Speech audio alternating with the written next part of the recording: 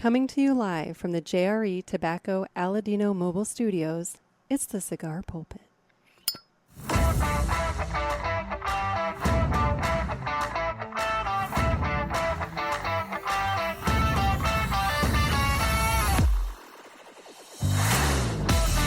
Hello, everybody, and welcome to another sermon from the Cigar Pulpit. I'm the Bishop of the Burn, Nick, and today I'm going to be going over some of the suggestions for solo ideas that you guys sent into the show. I'm going to kind of review them, and, some of them might be able to be cleared up pretty quickly, although, why waste a topic? But, I figured it'd be fun to kind of review some of the submissions and, kind of go from there. Realistically, I'll be straight up honest with you. I've got like 2 interviews scheduled literally tomorrow. So I'm racking and stacking episodes tomorrow, like 2 of them back to back. Like one of them is like 11 o'clock my time. The other one I think is at like 2 o'clock my time. So I'm racking and stacking them tomorrow, but that's tomorrow. This is today. And so today I get to go over show ideas with you. And if nothing else, maybe it might spur on some of the gray matter on everybody to where, maybe you might come up with an idea and you can send it on to me and, we can add it to the list. But anyway, first though, we have to get a cigar going. And I have a special treat. Now on the YouTubes, everybody likes to do unboxing videos. Apparently that's the popular thing is an unboxing video.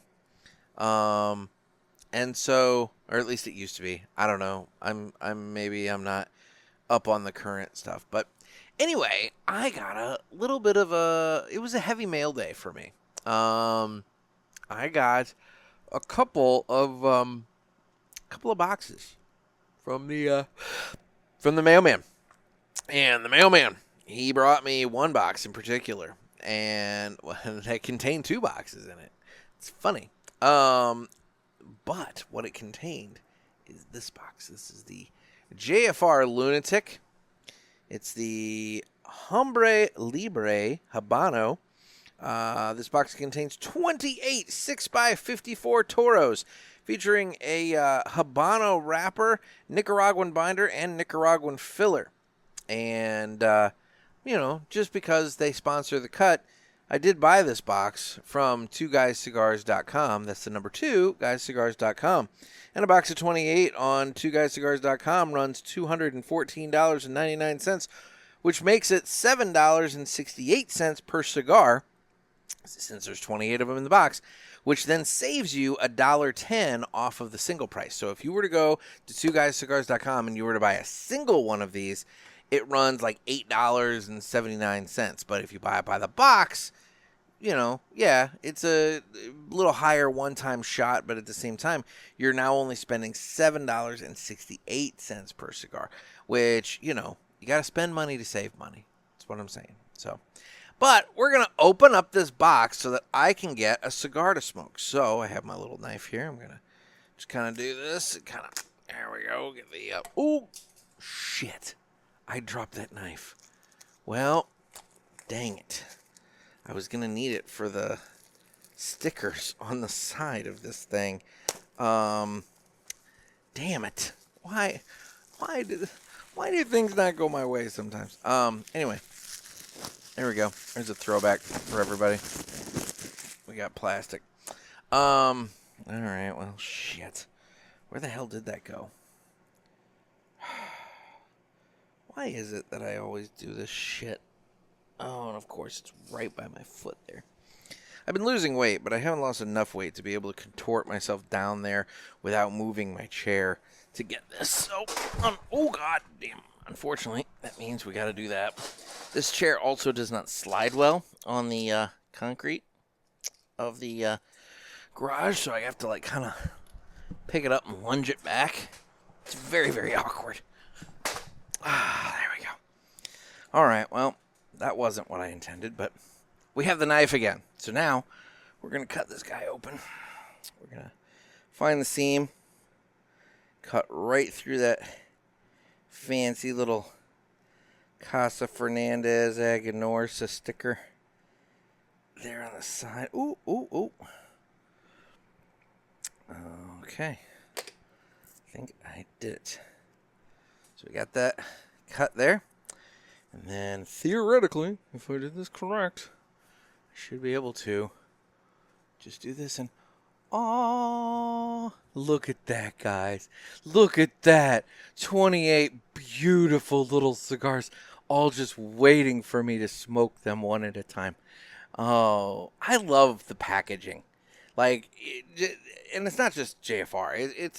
These cigar companies put so much effort into a nice presentation, and sometimes we have to stop and acknowledge that. Like, for those of you who are listening to this, you know, it's a plain, relatively plain wooden box. It has some accents to it, has some edging, but it's generally a pretty plain wooden box.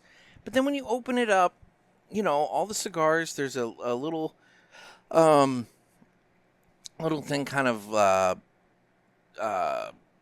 advertising Lunatic, you know, because it is a JFR Lunatic, and but the cigars, so they all have these like really nice gold kind of slip covers on the foot. I don't want to call it, they're not foot bands. They're like slip covers. Here, I'm gonna get one out because I'm gonna smoke it. Oh, and there's a nice little JFR ribbon in there. Oh, it's so nice. It's just so nice. You gotta love a good presentation. Nice little fancy clasp on the front of the box there. It doesn't just, you know, shut and just stay shut. It has this little clasp, you know, to do that with. So yeah, so for those of you on the YouTube and the Rumble, you're actually seeing the cigar now, but it's got this nice gold, you know, foil kind of foil that kind of goes over the length of the cigar, from the foot to the secondary band at the top, because there's two bands. There's the JFR Lunatic band, and there's a second one that's just a stripe band. It just kind of kind of goes around. This is Hombre Libre, and then underneath that, it's the gold foil, and it's fancy. It's nice. It's a good presentation, especially for the price you're paying, because again, you know, a single for this is less than $9. If you buy it by the box, it's less than $8. I mean, that, and let me tell you, there's a story as to why I purchased this box, and I'll get to that in a minute. No, this cigar definitely smokes outside of its weight class, and because of that, I wanted to pick up a box. So anyway, let's get this guy cut and lit because I want to smoke it. I haven't had a cigar yet today, so but it's time to cut the cigar, and the official cutting is brought to you by 2guyscigars.com. That's the number 2guyscigars.com. Two Guys have been around for 40 years, and they are the trusted name in the cigar industry. Everybody knows Two Guys, but if you don't, please give them a try. You won't be sorry.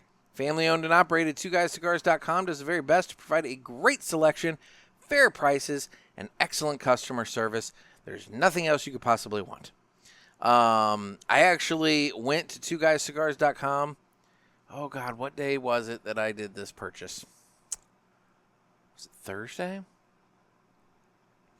I feel like it was late in the day Thursday. No. Yes, it was Thursday. It was later in the day Thursday. I went to Two Guys, and I purchased the box of Lunatics, and I bought a box of the Charter Oak Habanos, because those are also just a really, really good solid smoke, especially for the price on that. I think Two Guys had a box of those for like $135, which is just an awesome deal for the Charter Oak Habano. And so I went and purchased those, and they got it processed and taken care of and everything to where it arrived on my porch this morning. So, you know, that's what, Thursday. If you count Thursday, it's 5 days. You know, if you count Thursday and you count today. But realistically, it's, you know, Friday, Saturday, Sunday, and then it's today. It arrived at my post office at like 6 something this morning and came and got to me today. But here's the thing. It was super quick. Somehow or another, the post office managed to pull their head out of their ass and get this thing to me without bouncing it all over the Midwest. And it was really easy. So, guys, if your brick and mortar doesn't have something that you're looking for, I would recommend twoguyscigars.com because they do it really, really fast, really, really well. It comes packed well. Lots of packing peanuts. Lots of packing peanuts. A lot of people have moved to bubble wrap. But Two Guys, they're keeping it old school. They've got the peanuts, the packing peanuts. But anyway, head on over to twoguyscigars.com for your next cigar purchase. Tell them that the Cigar Pulpit sent you. And remember, that's the number 2, guyscigars.com. And with that, it's time to go ahead and cut the cigar. Okay, I was droning that on long enough. So I'm going to slip the gold foil off of this guy. Whoop, there we go. Exposing the cigar. And then we're going to give this guy the cut. So that we can get him lit and going. So, I said there was a story behind this. I recently... Oh, what day was that? What day was that? Was it Tuesday? It was Tuesday. It was Tuesday night last week. I was over at the Hill Cigar Company, and I was just running in to buy a selection of cigars. And while I was in there, I saw this cigar, the Lunatic Hombre Libre, and I saw it, and sorry, I needed a beverage stop there. I am a sucker for a Habano cigar. I think by now everybody knows that. And I like Aganorsa, I like JFR, and I like the price point. And so, I looked, and surprisingly, they had a Toro. That shop has gone heavy on the big ring gauge. They are huge on the big ring gauge, and I don't know what's up with that. Maybe just, the people shopping there are digging it, whatever. But, I personally didn't want to be smoking a table leg. And so I was looking for things that I liked, but then also things that I liked that were in a size that I liked. And so coming across this guy, it worked out. And so that evening, without getting into too many specifics, I found myself sitting around a fire pit with a couple of gentlemen that I had never met before. And they were talking and whatnot. And, I wanted something to smoke. And so I grabbed this and so I smoked this cigar. And first of all, the cigar was wonderful. It smoked beautifully. We'll get to all that as I smoke this today. But then also, these guys, they were in town from AT&T.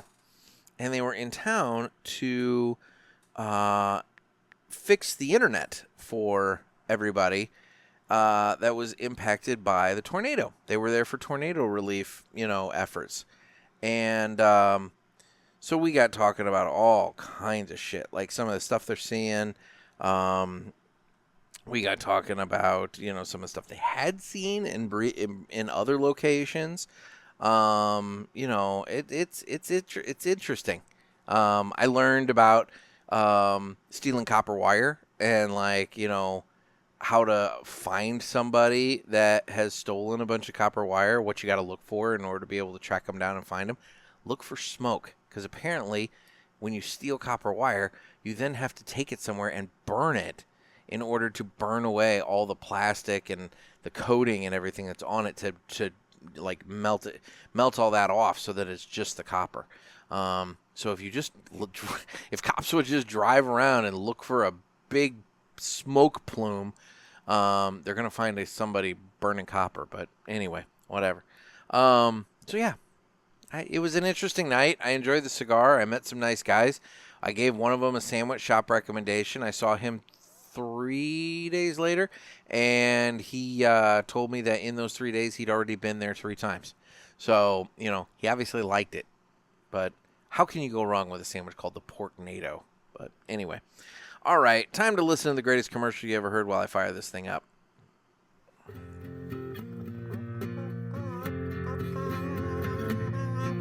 Some say cigars are all the same. It's just not true. It's you I have to blame. Well, I don't know, 'cause what I know, there is a cigar called Aladino Corojo. Aladino Corojo. Aladino Corojo. They say authentic, so we're not confused, while the others say it's a word that's just abused. I guess that's so, they can't compete.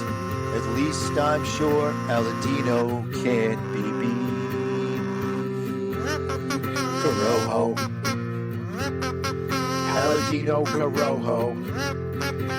Aladino Corojo. Aladino Cigars use authentic Corojo tobacco from JRE Tobacco. This is the greatest commercial you ever heard. Yeah. All right. Well, we have our cigar fired up and lit. I will say on the cold draw, it was really sweet.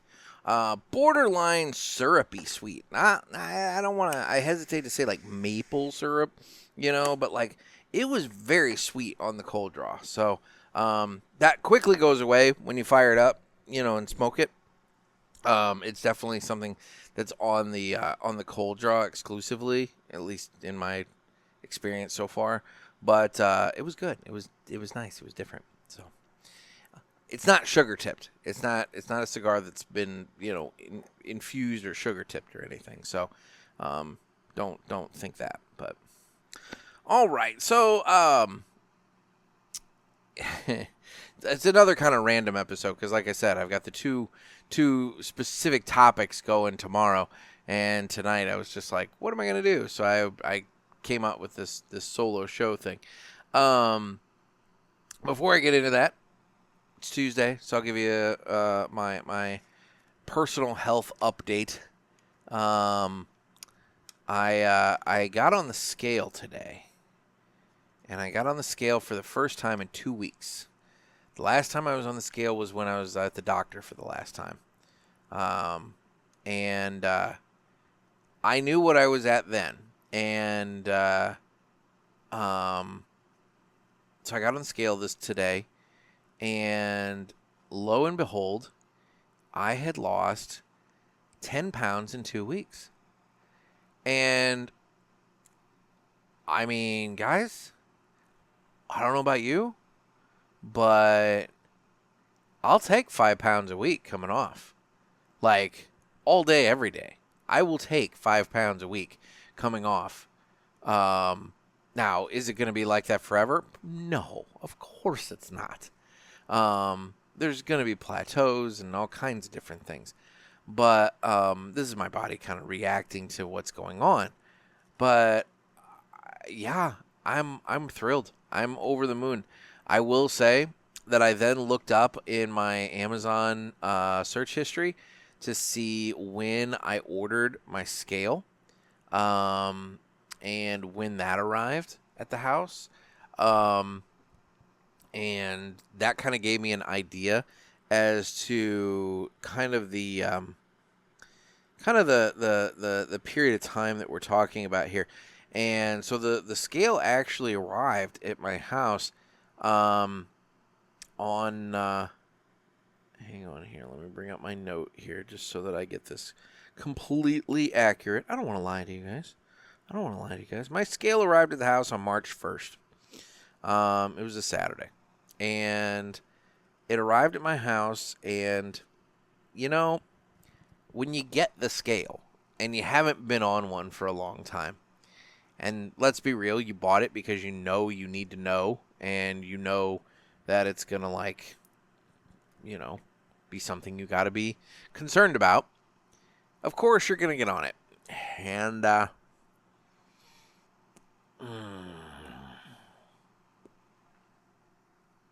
boy, I really don't want to do this.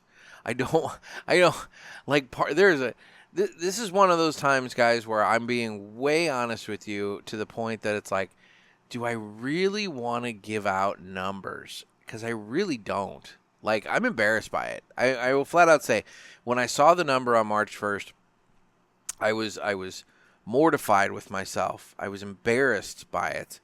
And I asked myself how I had allowed that to happen. I realized just, like, I've always said, these people on these TV shows, my however much pound life, it's like, how do they let themselves get to that point? And I was not at that point, just to be clear. It's one of those things where you look at that number and you just think to yourself, like, how did I let myself get to that point? Because there should have come a point when you're like, dude, you're in trouble. And I chalked up my achy knees to, oh, I'm just getting old. I chalked up my sore back to, oh, I'm just getting old. And, that kind of thing. And it's like, no, it's not just that, man. There's a lot more going on.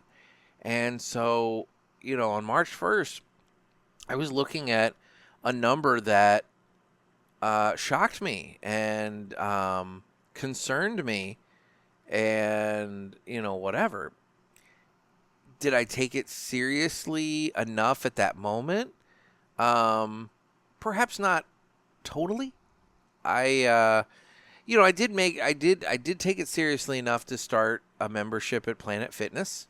I did take it seriously enough to make some dietary changes, not anything super spectacular. And I will say, I very quickly fell back into my old ways. It's not like it held on for that long.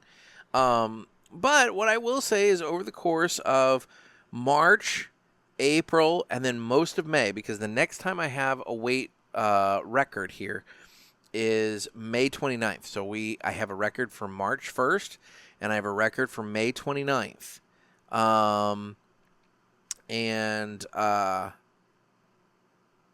I will say, in that period of time, I did drop, what would that be? That would be 15 plus 17 pounds.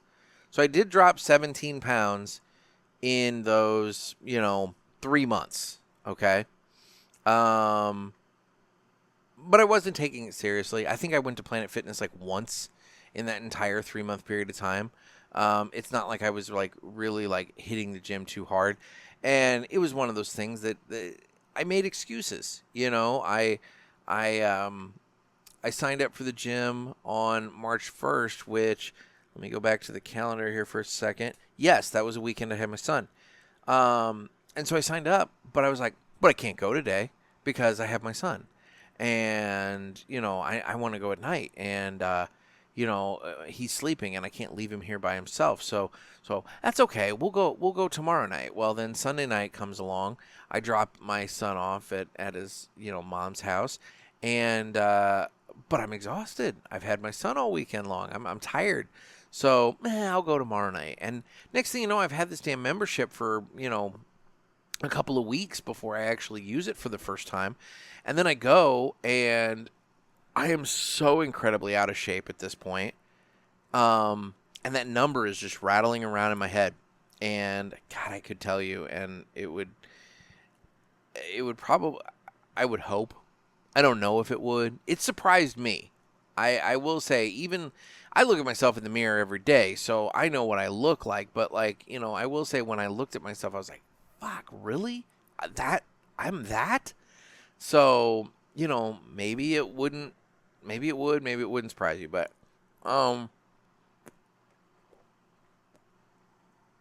that first time I went, I only did half an hour.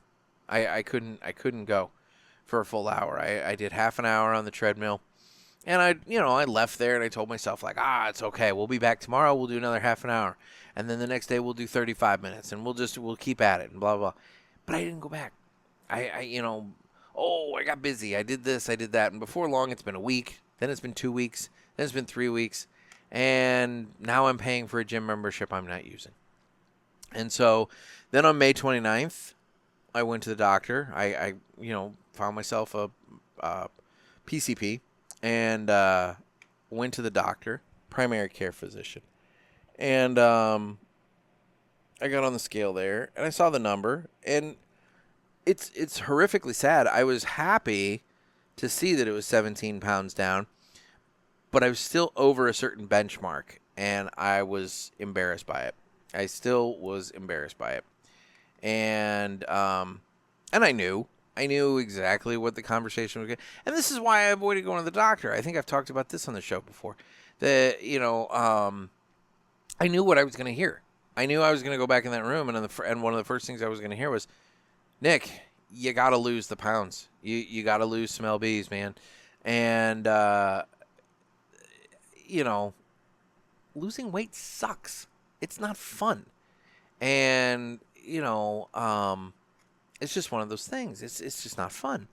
But anyway, I went back there, and he ordered some blood work. We took care of that.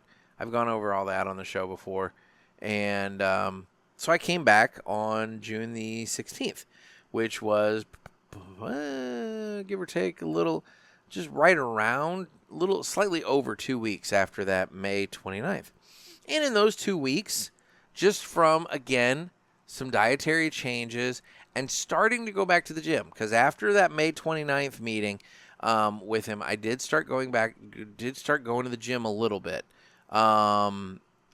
And so just by being a little more active, watching my food, watching my intake, things like that, I dropped myself down 14 pounds,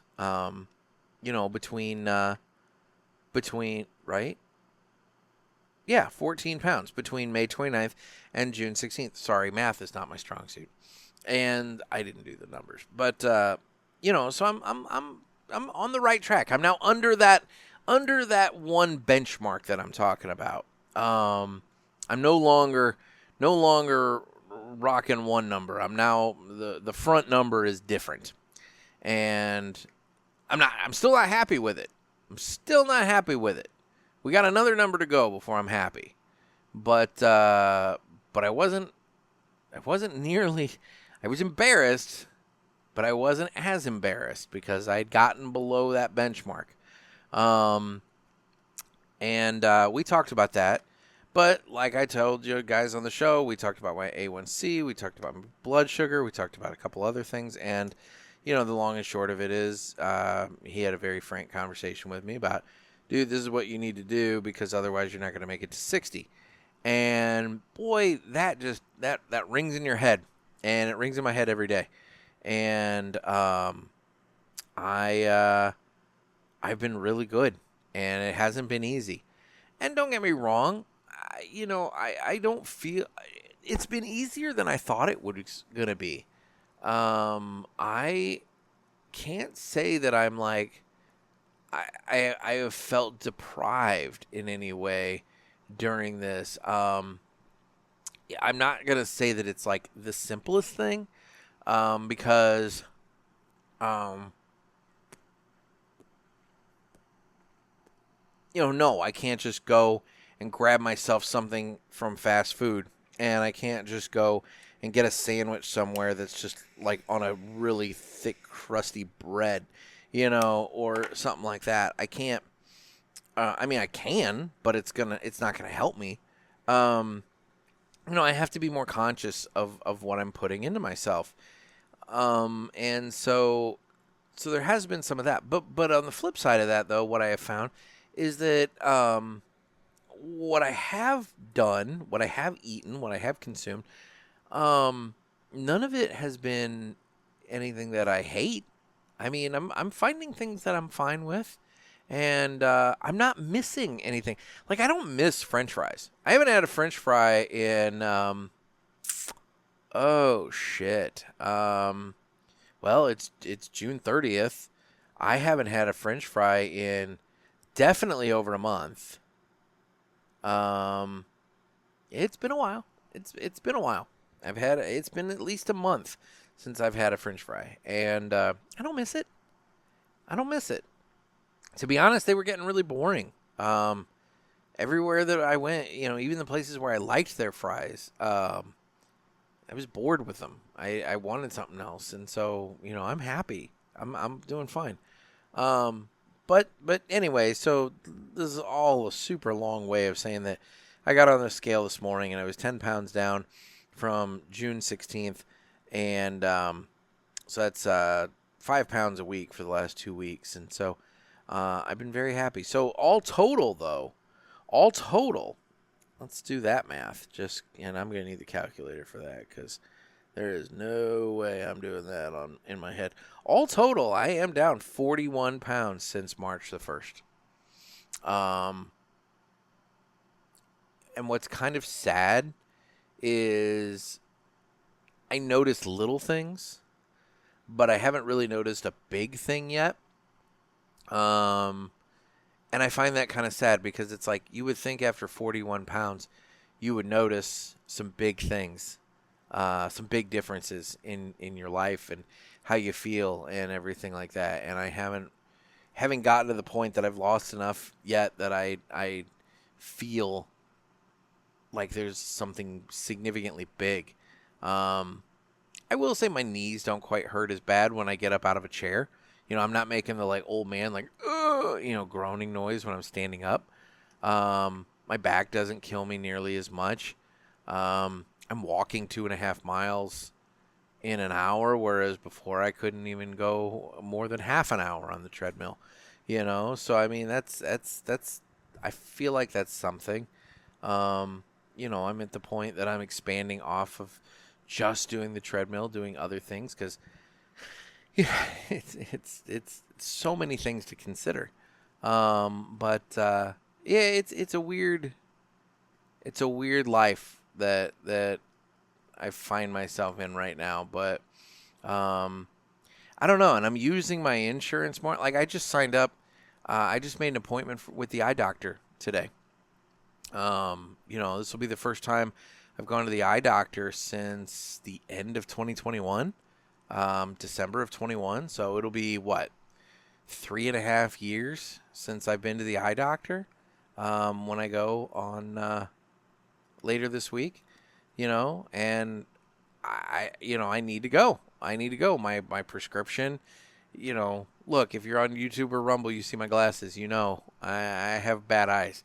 And it's one of those things where I gotta keep up on it. And so I'm gonna go to the eye doctor. I'm gonna get some new glasses. And oh boy, guys, that's another milestone of life, because as I recall, the last time when I got these in 2021, she told me that the next time I come in, we're probably going to be having to talk about bifocals. And to be honest, I kind of agree with her now. At the time, I was not ready to accept that. But what I have found is with these glasses, like let's say I'm reading something on my phone, I have to kind of look over my glasses and put it very close to my face so that I can read fine print and look at detail in small photos and things of that nature. And so, yeah, unfortunately, I think at 43 going into 44, I think I am going to need bifocals, which fuck me running, it's okay. It's fine. The only other one that I haven't been to in a while is the dentist. I have wonderful teeth, though. No cavities going on. I brush all the time. So I'll get to it, but it's not something that I'm going to get to, first. I'm prioritizing. It's like we're hitting the doctor, getting that under control. We're hitting the eye doctor, getting that under control. And fuck, that's going to be expensive. Let me tell you, that's not going to be a cheap deal. Because my glasses do not run cheap. And it's the lenses, plain and simple. I can buy the cheapest frames possible, but the lenses are what kills me. And, it's not going to be an inexpensive trip to the eye doctor. So I've spent a lot of money this year. But that's all right. We're getting things under control. 2025 is going to be looked back at as the year of adulting. So, anyway, that's my little personal health update. Some of you actually have inquired and seem to care, and I hope I didn't just bore you for holy shit like 20 minutes. I'm sorry, I didn't keep track of time there. So hopefully that wasn't too terribly dull. But let's get into something fun here. So like I said, I asked you guys for some solo show ideas because, as this episode kind of showcases, I gotta do solo shows every once in a while, and coming up with topics for these can kind of suck. And so, because a lot of times when I do a solo show, it's not planned. It's like down to the minute, and it's like, shit, I need something for tomorrow. What am I going to talk about? And so I have to come up with something. And so I asked you guys for suggestions. Some of you took it seriously. Some of you did not. I'm looking at Trey Mac here, who said that, how about a solo show on the history of the Solo family? I'm talking about going deep.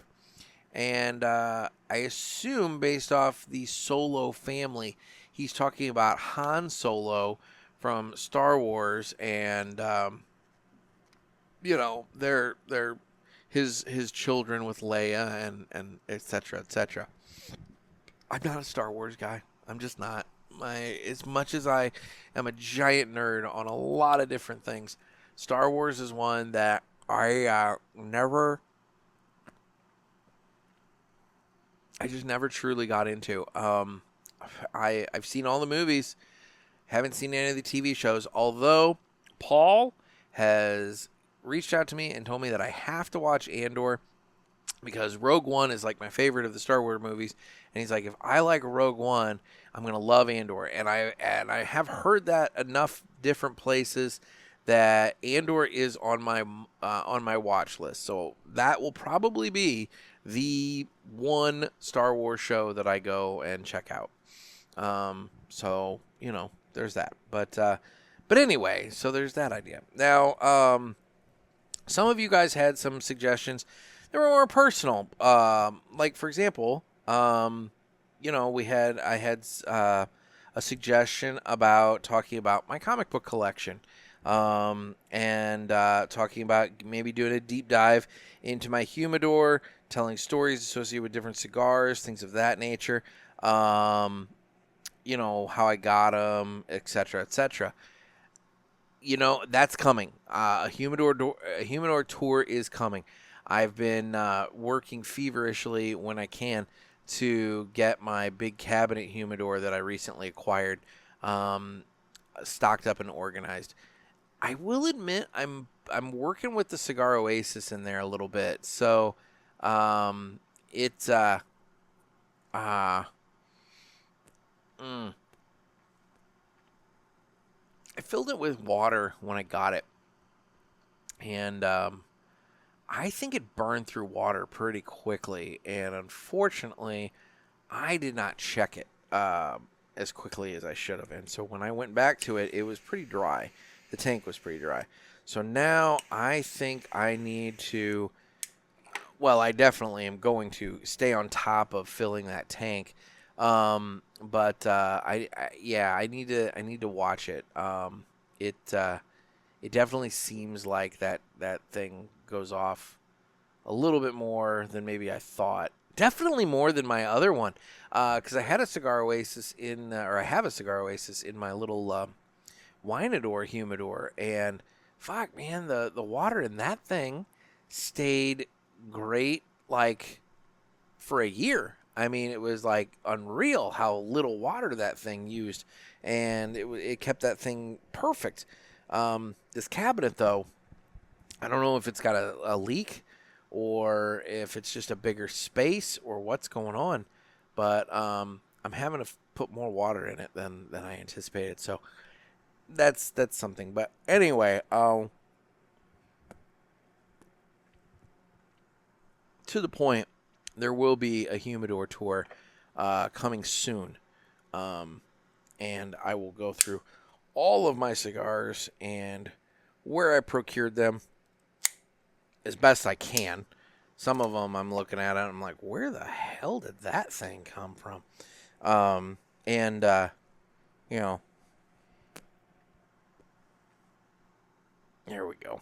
Had to give it a secondary V-cut, kind of open it up a little bit. I don't think I took enough off the cap, or maybe I did and it was just kind of hard. But anyway, so that's coming. Somebody, made another cute comic book suggestion that I'm going to look into. I think that would be fun. Somebody's interested in the newspaper and kind of how I got into it and how it's changed and all that.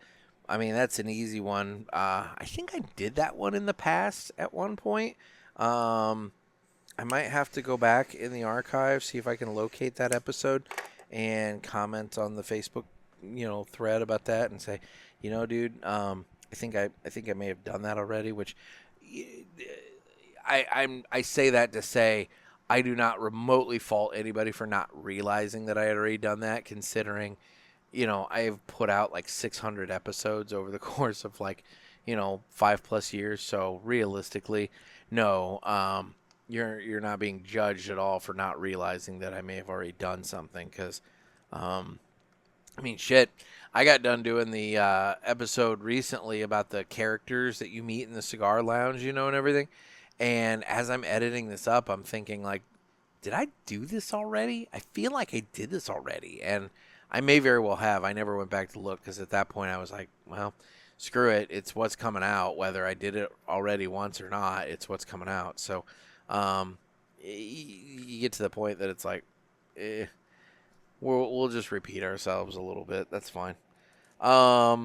Somebody wanted Pulpit After Dark. Nick Gets Freaky. I'm not entirely sure what you're expecting there. I don't throw ditty parties. There's no baby oil in this house.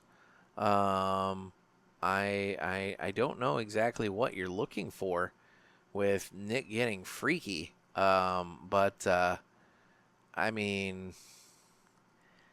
I'm not one to kiss and tell, so I'm not going to be telling you stories from the dating world. But at least not those kind of direct stories. I'll tell you about Scientologists and, drunk women that show up to the date drunk and, this and that and whatever. But I don't have any freaky stories to share in that regard. So I'm not quite entirely sure what you meant by that. We've got some suggestions regarding types of tobacco. I think that's good. That's something I can look into.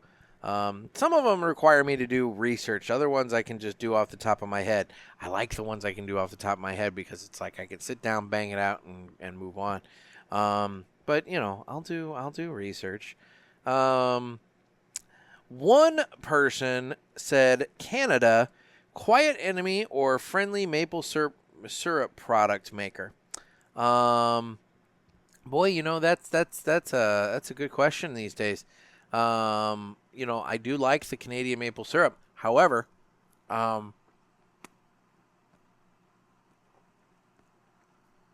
there's I don't know how many of you watch or follow the world of professional wrestling at all, but there's a wrestler named Liv Morgan, the very attractive young lady, and she had a stalker that was arrested.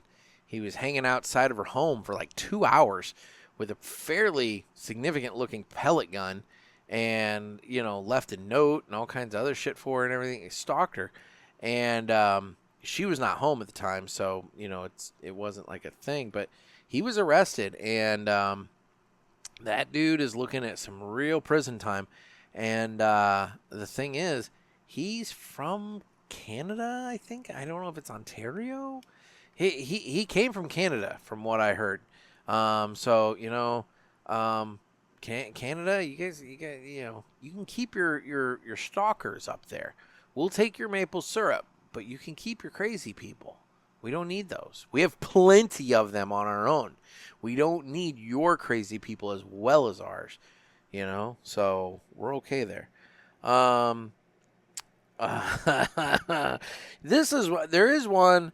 I did get a couple of suggestions that do require guests, and so there was one that required Trey Mac that I'm gonna have to do. And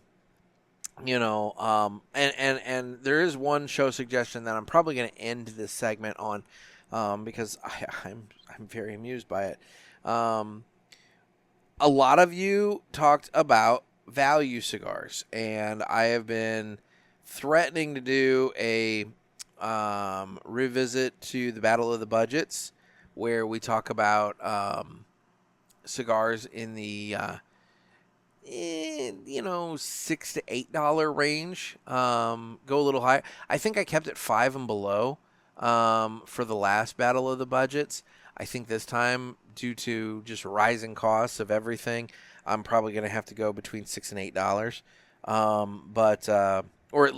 Or I should say, I'll take the bar up to $8. So, now do I think it's fair to put like a Drew Estate Factory Smoke up against a Charter Oak? No, I don't think that's fair at all.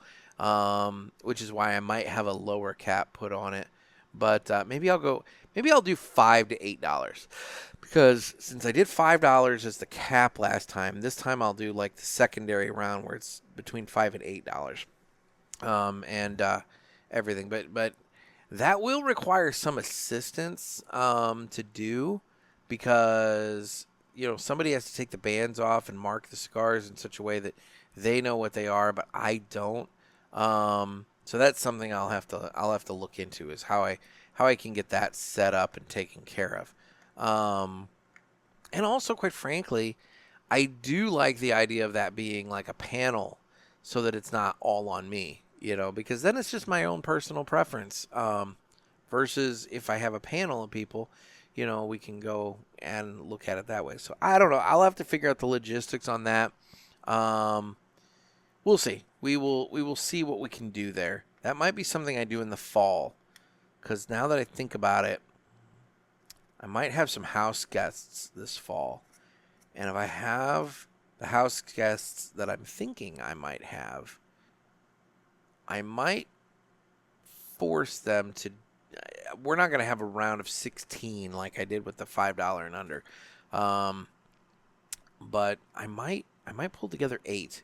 And we might do a Battle of the Budgets, $5 to $8, with an Elite 8. And, I'm thinking this through as I go, but I like that idea. I'm going to look into that. So, and then, okay, this kind of goes along with it, with the last point that I was going to make. So I did have somebody say to do a solo show on being solo and how to troll for women that are into cigars.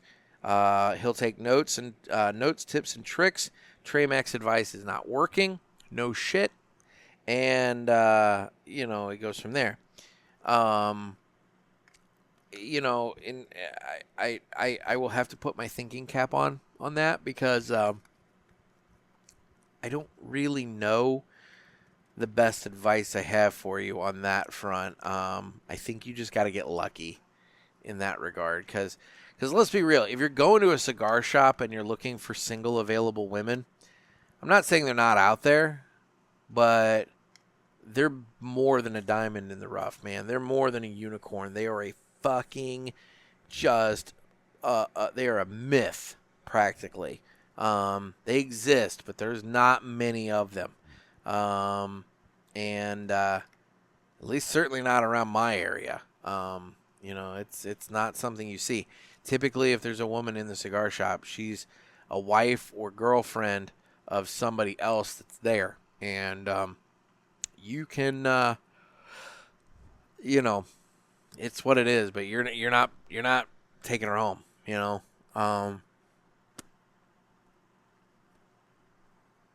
Now, the gentleman who shared that suggestion with me, he might have the opportunity to take her home, because she might want to ride in his car. However, that's not the type of woman that you want long term. So I guess it all depends on if you're looking for Ms. Right or Ms. Right now. Now, the last suggestion that I wanted to circle back to that kind of plays into that is a question. Cleavage. Can it be a cigar humidor? Female follower submissions, picks, please. I don't know if I'm going to go out on a limb and ask for the female listeners to submit photos of cigars in their cleavage. I mean, I guess it's one of those things where it's no different than if you were to put a cigar in your armpit on a kind of warm day. It's gonna be little moist. But I mean, but then again, you have deodorant in the armpit. No deodorant in between the boobs. I mean, let's put it this way. Would I smoke a cigar that was, carried around in between a couple of boobs? Yes. Yes, I would. I would indeed. Does a woman want to smoke that? I mean, I know a number of women that carry money in their bras, so, if they're willing to pay with sweaty money, I don't know what it would matter about smoking a cigar that they were carrying around in there, but, I guess it's to each their own. So, anyway, those are some show ideas. Be listening. I'm going to flesh some of those out and actually do something with some of those. So, thank you to everybody. That was just the Facebook. I have been getting emails with show suggestions. I am looking at those privately. And I am going to be declaring a winner in my little show suggestion contest here later this week. So my plan is to get a box sent out later this week to somebody. So, we'll see. We'll see. So I guess I will say, if you have any last minute solo show ideas, episodes that I can do by myself, not requiring the use of a guest. If you have any other solo show ideas that you want to submit to me, email me at nick@cigarpulpit.com. That's NICK @cigarpulpit.com. And when you email me your show suggestion, just include your name and mailing address in the email so that I don't have to message you back. And I can just, if you win, I can just mail it out, because I'm doing a little care package for the person who suggests the best show idea to me. So there we go. Anyway, moving on. Let's do this now. It's time for the Villiger Cigars Entertainment Report, brought to you by Villiger. Villiger Cigars, one of the leading cigar and cigarello manufacturers in the world, founded in 1888 and still family-owned and operated. Head over to VilligerCigars.com and check the store locator to find a shop near you that carries them. We guarantee that Villiger Cigars will be a wonderful addition to your humidor and cigar rotation. Woo! Little spice on the retro hail there. I am smoking the JFR Lunatic Hombre Libre in the Toro size, and it's a good cigar. It's I'd say I don't want to say it's basic. It's a very good, solid cigar. It's got some wood component to the flavor. It's got some earth component to the flavor. And then just now in the retro hail, that's where I got the kind of spice going on. So it was nice. It's a good cigar. I'm kind of heading into the second third here. I'm digging it. I like it. So anyway, Villiger Entertainment Report. So what have I been watching lately? I always say it. I'm always busy. But we are coming into movie season here. Seems like some of the movies that I'm interested in are right around the corner. In fact, there is a very real possibility that I might be going to the drive-in here in the next couple of days, because the new Jurassic Park is coming out. And look, do I know that it's going to be the same old shit, just with Scarlett Johansson running around instead of, Sam Neill or Chris Pratt? Yes, I know that, but I'm still going to go and watch it because it's dinosaurs, and I want to watch dinosaurs. But I got that going for me. But in terms of what I've been watching lately, I started watching Julia on HBO. It's a series, and it details the life, or more so the career, I would say. It kind of starts right when she's she has already published her first book, and is promoting her book, which then leads to her show. But it chronicles the career of Julia Child. And it's been, I've watched one episode so far, and it was entertaining. It sucked me in. I enjoyed it. I have every intention of watching more. Apparently it's 2 seasons. I didn't realize that. I thought it was only going to be 1. But it is 2 seasons. And so, yeah, I'm going to watch the Julia Child show on HBO, because why not?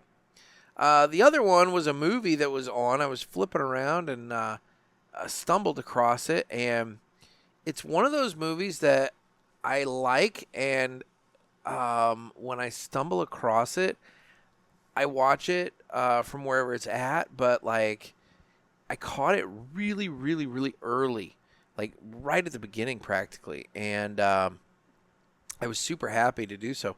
I watched A League of Their Own, the movie with Tom Hanks and Gina Davis, all about the All-American Women's Baseball League during, I think that was during World War II. And it has Madonna, and it's got Rosie O'Donnell in it, but, whatever. It has a lot of people in it. But that's a fun movie. I like that movie. And it was an entertaining enough movie, and I will say that back in that time period, that little window there of, I guess, the mid 80s through the I don't know when exactly she kind of faded. Maybe the later 90s, I guess. Gina Davis was a stone cold fox. And yeah, I mean, all day. So yeah, I was it was a good movie to just kind of sit and watch. You guys have that? You have movies that when you stumble across them, you're like, I gotta watch it now. That's one of my guilty pleasure movies. One of my movies that when I say it, people are like, what the fuck?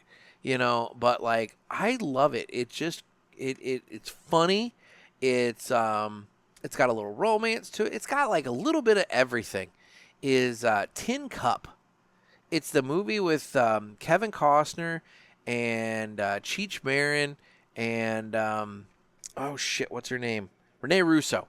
And Costner is a washed up golfer, and Cheech Marin's his caddy, and Renee Russo is the psychologist who Costner's trying to hook up with, and he ends up thinking that if he gets back on the tour, it'll impress her, and so he goes and does it, and it's just such a I love that movie. It's so fun, and there's a lot going on in it, and I'm really I do enjoy that show or that movie, which kind of is similar, I guess, in tone and everything to that show Stick that I've been talking about on Apple TV. So maybe that's part of why I like Stick so much, is that it kind of reminds me of Tin Cup.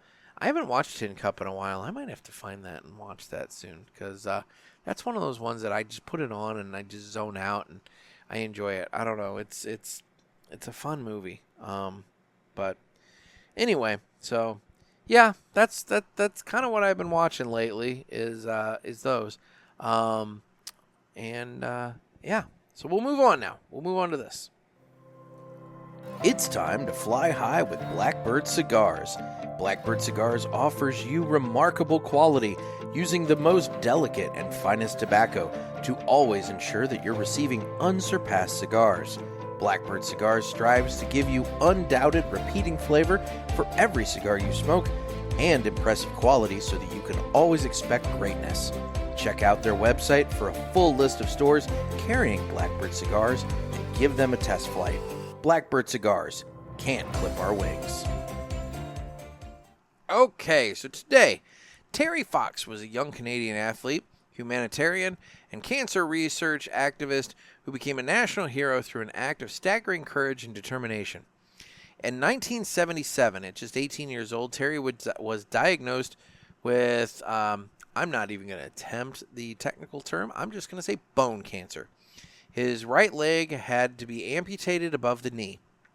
During his hospital stay, he was deeply moved by the suffering of other cancer patients, especially children, and this lit a fire in him to do something extraordinary. Terry decided that he would run across Canada, from the Atlantic Ocean in Newfoundland to the Pacific Ocean in British Columbia, to raise money and awareness for cancer research. He called it the Marathon of Hope.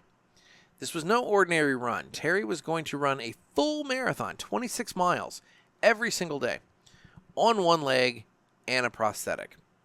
He began his run on April 12, 1980, dipping his artificial leg into the Atlantic Ocean. For 143 days, he ran daily marathons through rain, heat, and wind. People began to notice how this determined young man, and as media coverage grew, so did the crowds and donations. He ran for a total of 3,339 miles, or 5,373 kilometers, making it as far as Thunder Bay, Ontario. But on September 1st, 1980, Terry was forced to stop running. His cancer had returned and spread to his lungs. He passed away less than a year later on June 28, 1981, at age 22. Before he died, he had raised over $24 million, nearly $1 for every Canadian at the time. Today, the Terry Fox Foundation has raised over $850 million worldwide for cancer research. Terry didn't let his disability or his illness define him. His grit, purpose, and humility transformed one young man's personal fight into a national and now global movement for hope. He famously said, "I want to try the impossible to show it can be done." And he did. So guys, be like Terry Fox and Blackbird Cigars, and don't let anybody clip your wings. I like that story. It's a fun story. It's not fun that he died, and it's not fun that it all started when he got bone cancer. So maybe fun is not the word. But I do this segment. And sometimes I get crap from people about like, oh, your stories end so depressingly. Like, I could see how this could be a depressing story that, he started this thing and however many months later he ends up getting cancer in his lungs and he dies. I could see how that could be depressing. But it's not meant to be that. It's meant to be inspirational in that, like, when you're handed a shit sandwich, you can complain about it or you can deal with it. And in this case, Terry, like, he was handed a bad go of it, but he was aware enough of himself to say, hey, I just lost my right leg from the knee down or above the knee down, but there are kids and there are people in this cancer ward that have it way worse than I do. And, he started running for research. And so I applaud that.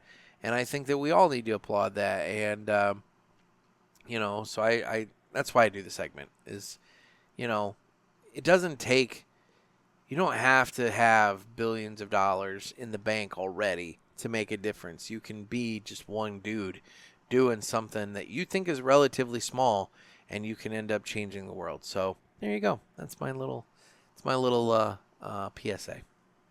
You know what? No, I'm going to hold off.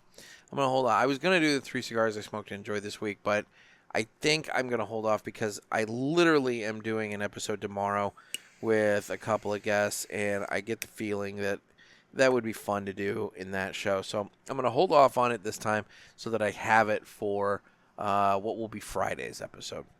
So now I guess it's that time where I tell you that I am available on Instagram at The Cigar Pulpit. I'm available on Facebook where we have the Pulpit Parishioners group.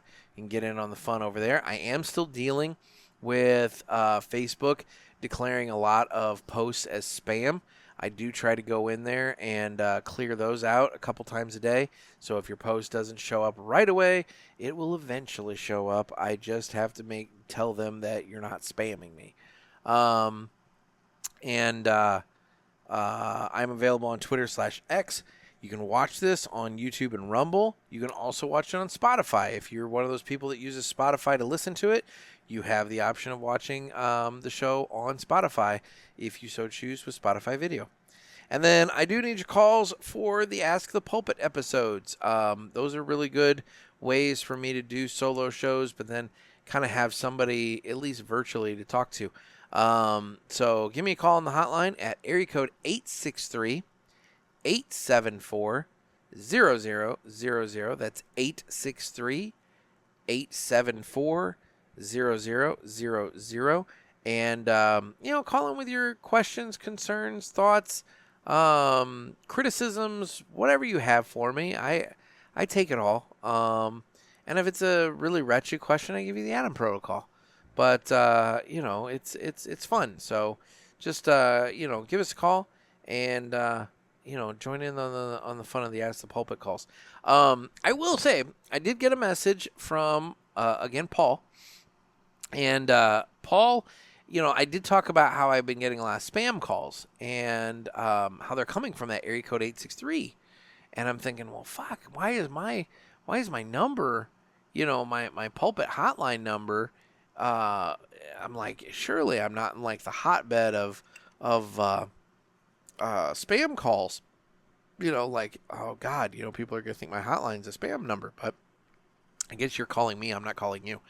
But Paul pointed out that the way those scam calls work is they call the number, they try to find numbers in the area code of the number that they're calling so that you think that it's a local call so that you'll pick up, which makes sense because I get calls to my personal cell from my local area code, but they're calling the pulpit hotline from the 863 area code, which is what it is, what the phone number is. So I guess that does make sense.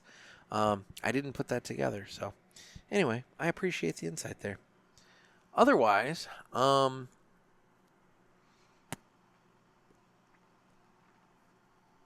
digging the JFR Lunatic Hombre Libre Habano.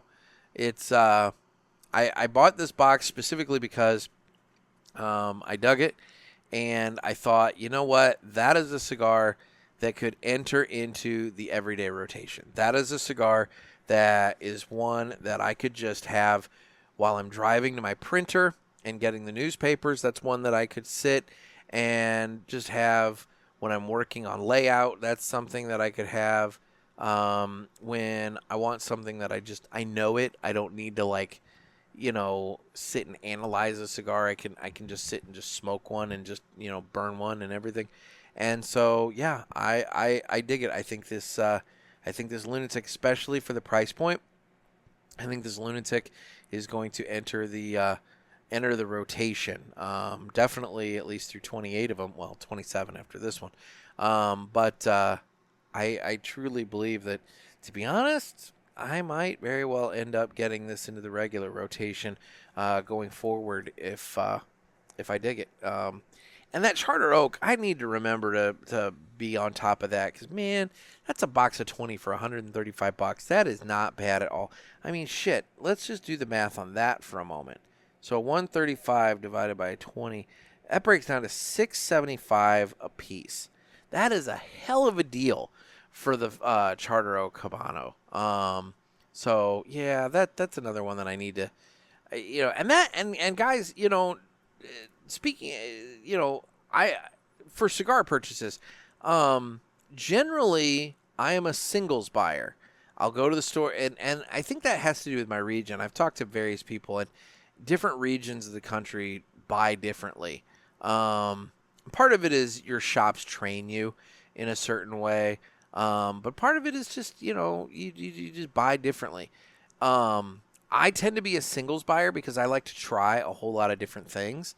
But obviously I have the things that I like, and I buy I buy multiple singles of those.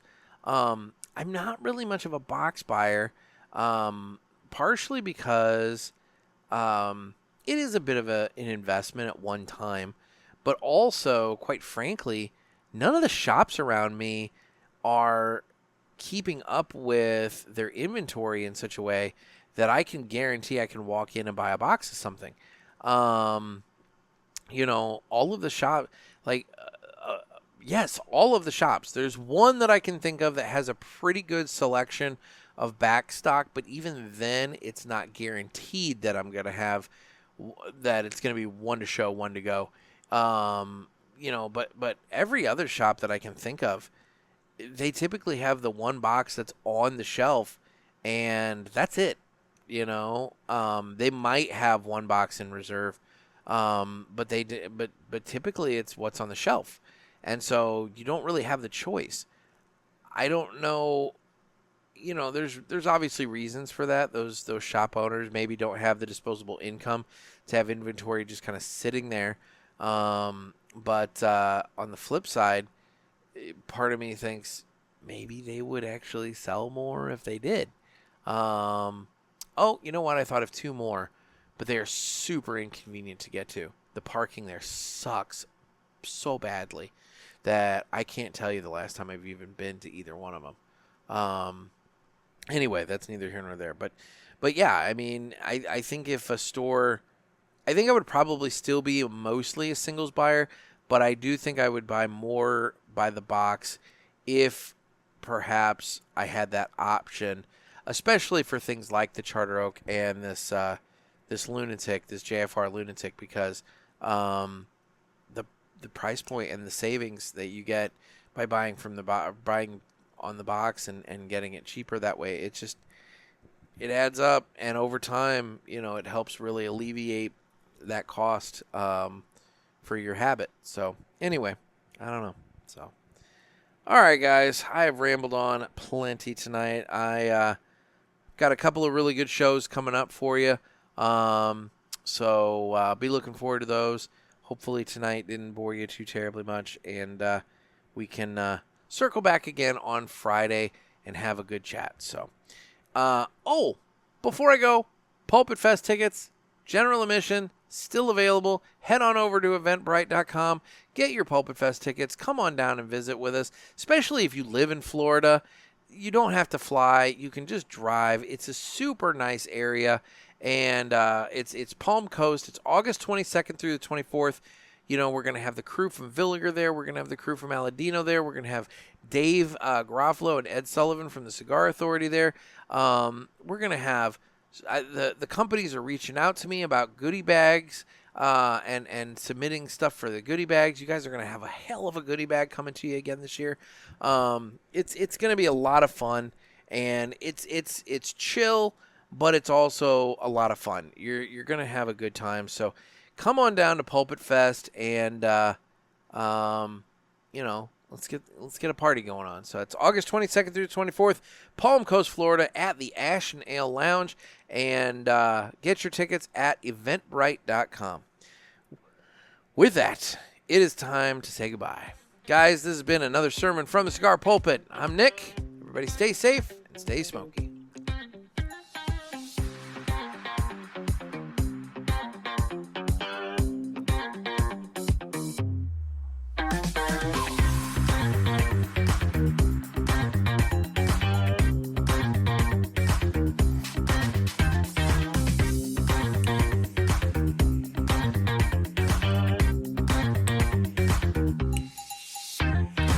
I'll give this cigar a lot of credit. It has held on and stayed going. I mean, I don't know if you can tell. It is concave really bad. Like, it was getting ready to go out on me because I've been talking so much and not smoking.